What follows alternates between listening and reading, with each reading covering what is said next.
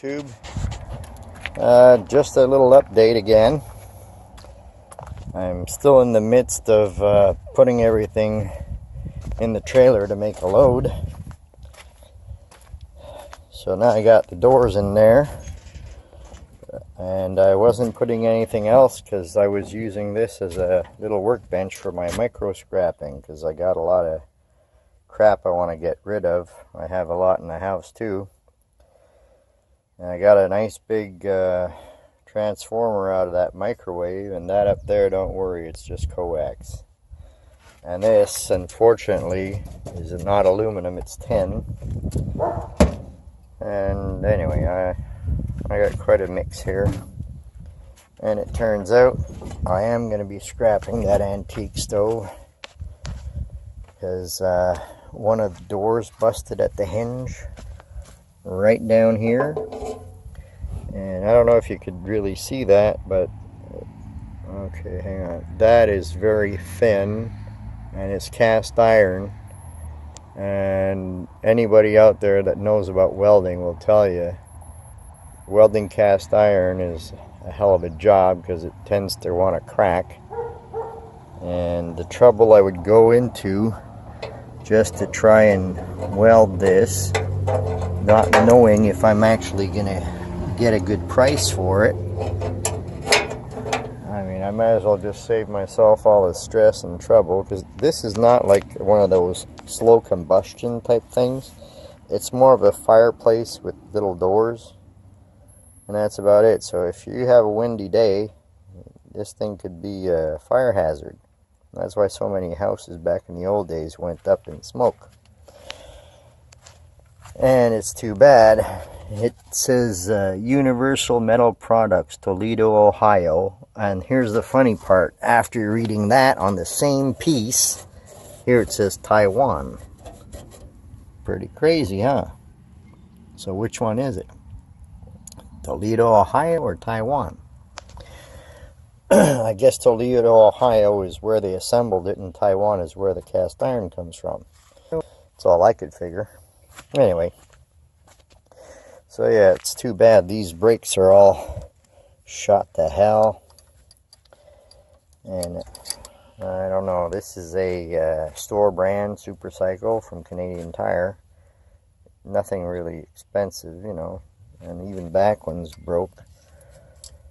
So to invest money for brakes on this thing, I don't know if it's really worth it. So I think I'm just going to scrap the damn thing. And this whole thing filled with number 2 wire. It's too bad. They were nice extension cords, and people cut the ends off, and I don't know what they did with them. And I got creative. The little scooters, not the electric one. The electric one I'm going to try to sell, but the 2 little aluminum jobbies, I scrapped them, and I got creative with the handle of the purple one and that net for the pool. I made myself a little grabby thing for the dumpster, and if you notice, I got one side longer, so depending on how, you know, whatever it is I'm trying to reach for, I could pretty much get it. And so this is plastic, but if it does break, who cares? Now I've got this reinforcing piece here of metal clamped on, and it's all aluminum except for those clamps and these 2 wing nuts and bolts, or whatever, yeah. Anyway, whatever you call them. So that's about a let me see. I'd say that's about a 7-foot long thing in total. So I think I'll be able to pull whatever out of the dumpster. And this little electric guy, to my surprise, when I press the on button, it works.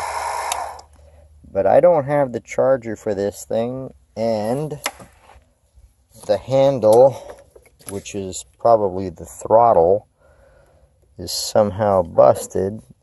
So I guess it's only really good for parts. Right now it's stuck in the on position, like, you know, let's go. So my daughter checked, and apparently it's worth about 200 US, 170 US, so that's around 200 here. Well, maybe I could get a good price for the parts. And there's my beautiful tomatoes. Can't wait to plant them. Just not sure yet exactly where I'm going to put them. I still got a lamp to take apart over here, because yes, I am doing micro scrapping. I want to get as much as I can for this load, because I need to pay down my taxes and my daughter needs a bit of cash. So I'm going to stop this right now. Thanks for watching, folks.